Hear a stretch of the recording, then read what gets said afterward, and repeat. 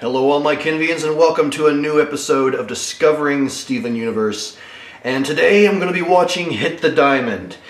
And I'm still kind of perplexed by the name of the episode. But after the last one, it's clear that, or I assume it's literally going to pick up where the last one left off.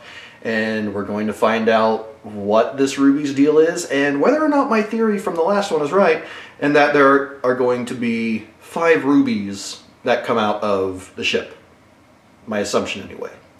But let's begin and go ahead and get into Hit the Diamond. And go.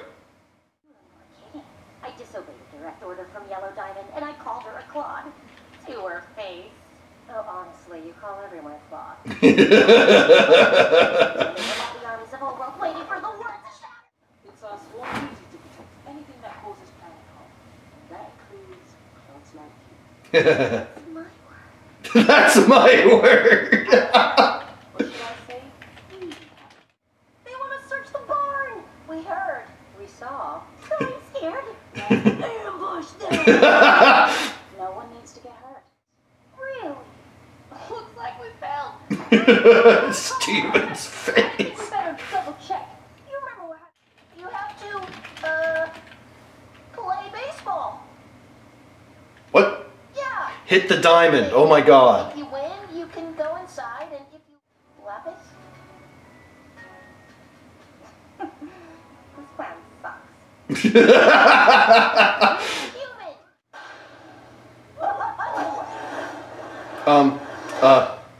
Nice. Wow, that purple human's really good. Us humans were full of weaknesses. Just be careful. Well, we're doing just fine. Everything's gonna be A-okay. You're lying to me to make you feel better. We've got lapis on second, but what?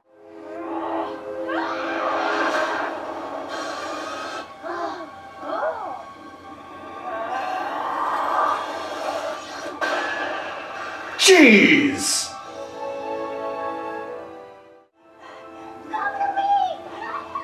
They're gonna merge. Oh god. Oh god. Oh god.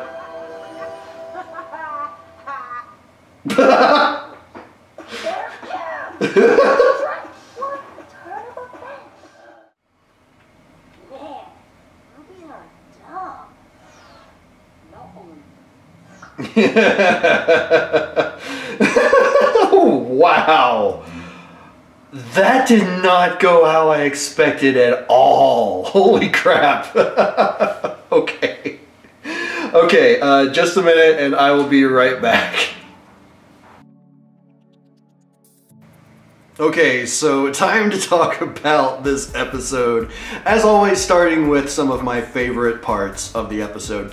And to begin with, well, first of all, this was a confirmation of my theory that there would be 5 of them, and I was correct. So my first favorite part was the 5 rubies. Slash the 5 dwarves, seemingly, because it's like they each had a different personality. I feel like each of them was voiced by the same person who typically voices Ruby. Although the voices were fairly different this time as opposed to the first time we saw multiple rubies, which was that flashback. But yeah, it's just, and they each had different personalities. There was definitely a dopey. There was definitely a happy. Seemed like the leader, the one with the visor out, was sort of a doc, so to speak. And Grumpy, I assume, is the one-eyed dwarf. I can't really remember what the other one was. There wasn't really a Sleepy from what I could tell, but still, it's like there's I strongly feel like they got influences from the 7 dwarves to put into these characters. So yeah, I really enjoyed that aspect. My next favorite part, simple, silly part, but when Ruby comes back out from the barn with Steven and just Steven's face. I don't even know how to describe it exactly, but it's just this clueless, almost mindless stare with this tiny little mouth. Just something about that killed me. It was so perfect and so Steven. It just worked so well. So yeah, Steven's face, definitely a part of this that I loved.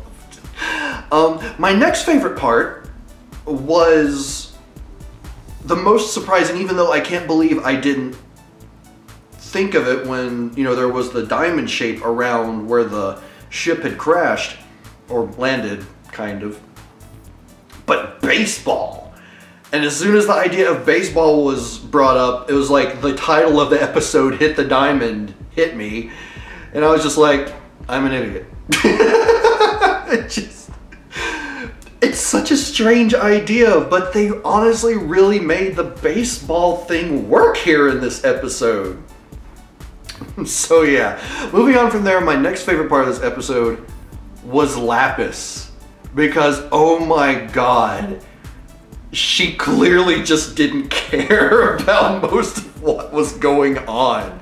She cared to a degree, but there was just such a clear lack of, like, she was just like, when a ball went overhead.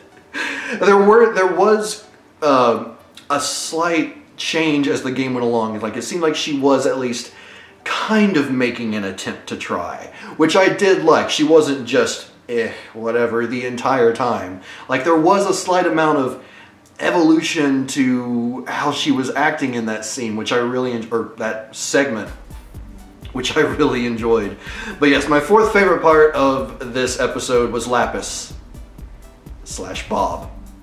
But okay, my final favorite part of this episode was Ruby and Sapphire flirting.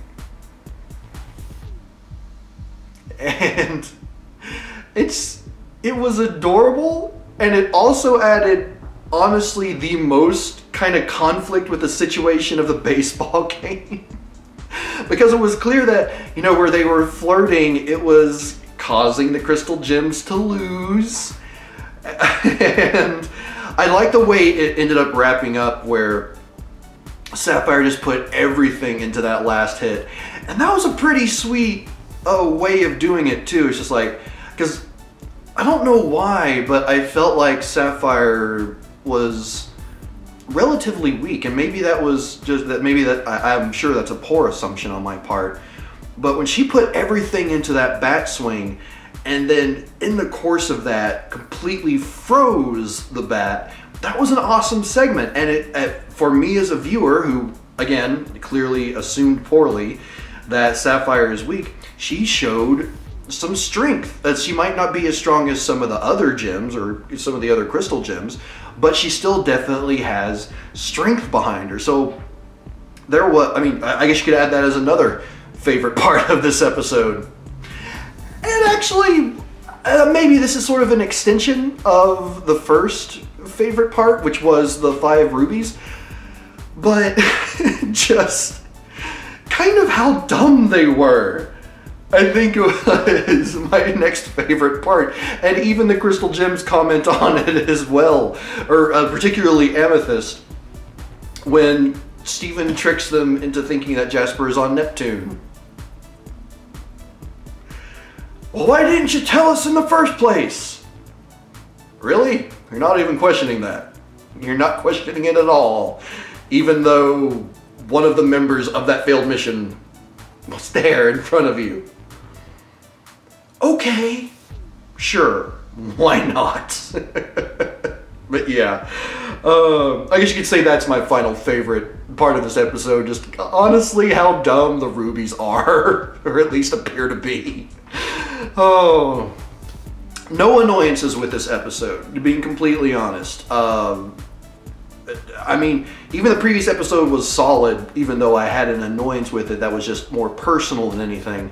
But yeah, with this episode, there weren't any annoyances, other than maybe the rubies are a little bit too dumb, or that whole situation was solved a bit too quickly. Oh, but yeah, Now, as for a moment of terror, I think this might be the first time I've done it on Steven Universe at least, but I had two. The first of which was when they formed the giant ruby, which I know that the three of them before had formed a big ruby, but I was honestly a bit intimidated when all five of them got together and formed that huge ruby. Like, it looked bigger than Garnet, in my opinion. I might be remembering it incorrectly, but I mean, that was pretty intimidating. So I was expecting a big brawl to happen there with the, you know, with them against the Crystal Gems, which I think the Crystal Gems would have them pretty solidly outnumbered. But still, it's just like, this gigantic towering ruby is not something I expected, so it kind of shocked me. And then my second moment of terror comes from, it's One-Eyed Ruby, or Grumpy, I guess. And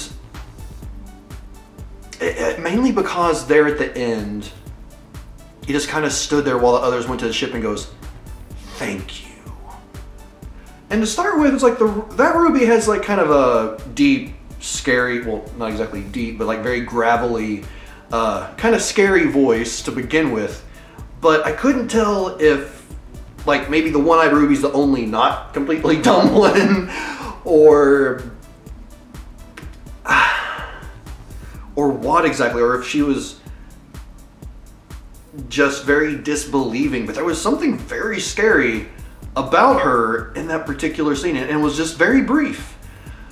But I think, if not the others, One-Eyed Ruby could be a threat in the future. I guess you could mark that down as a theory of mine. But yeah, before I get into the theories as a whole, moving on from there, I unfortunately did not write down any tracks of the episode. I feel bad for that, but I feel like just the enjoyment of this episode as a whole kind of kept me ADHD. Can't think of words right now, but kept me from really being able to focus at all on the music, or it kept my attention elsewhere, shall we say, my little ADHD brain elsewhere. But as far as that goes, if you all have any tracks in particular that you want to point out, please let me know what they are, since I clearly forgot. Ooh, something shiny.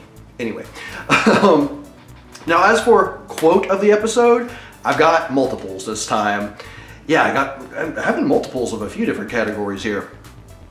But first quote of the episode, when Garnet uses the word Claude and Peridot just says, "That's my word." It's just so cute and hilarious. I absolutely loved it. And then my next quote of the episode was when they looked to Lapis to see if she was in on the plan for baseball, and Lapis just says, "This plan sucks." But she was laughing at the same time, so she was in on it. I mean, you know, clearly to help Steven and possibly Peridot, since, again, in the previous episode, she did show a bit of compassion or a bit of worry for her. So that's also, but yeah, it's just, I don't fully know why I had that as one of my quotes of the episode, but it just works so well because it is such a Lapis line, as she clearly is at this point in the show. This plan sucks. Yeah.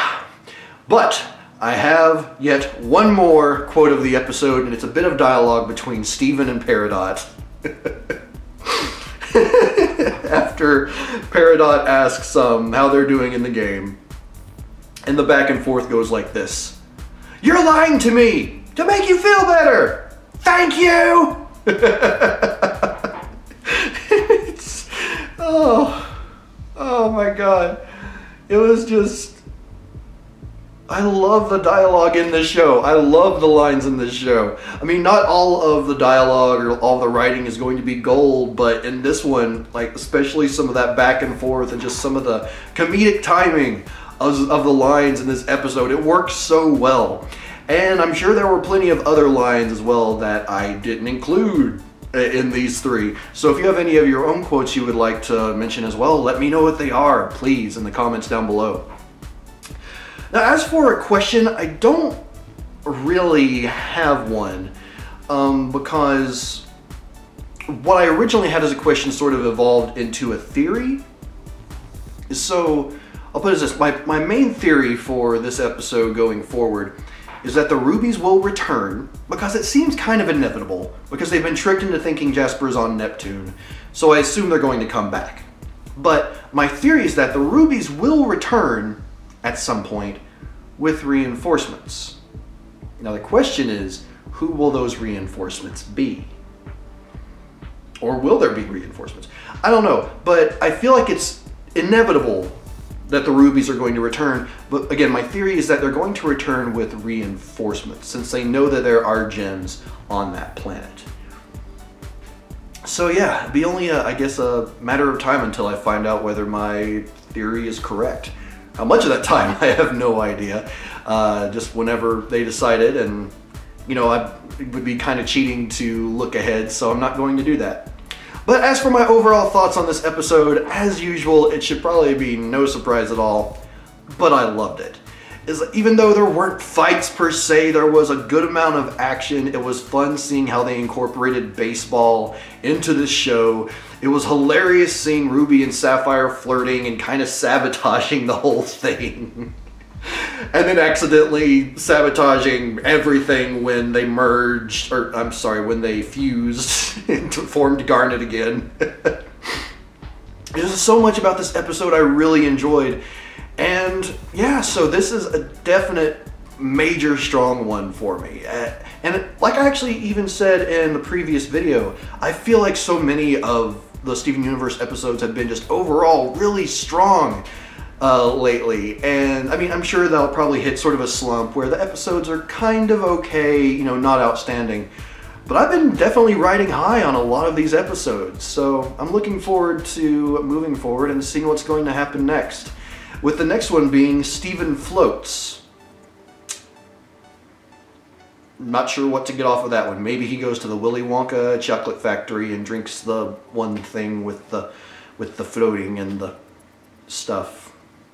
I don't know what I'm talking about. But anyway, before I close up here, thank you to all of my Kenvians watching this, all of the subscribers out there, 3,000 plus subscribers now. Thank you all so much. And to my patron Kenvians out there, thank you all so much for donating the money that you do every month to the show. If you would like to potentially become a patron for PapaKennMedia, there's a link in the description down below, and there will also be one at the end of this video. And for as little as $1 a month, you'll be able to get early access to my videos as they go up. It can be anywhere from a day ahead of time to weeks ahead of time, and as soon as they're uploaded, they will be available to you. I do my best to make sure that once uploaded, they are published to Patreon rather quickly. So if that interests you at all, again, for as little as $1 a month, you can get access to that. But if you don't, no worries. I just love the fact that you all are here watching these videos and continuing to support the channel. But until next time, everyone, for Steven Floats, I am Papa Ken, and I will see you in the next episode of Discovering Steven Universe.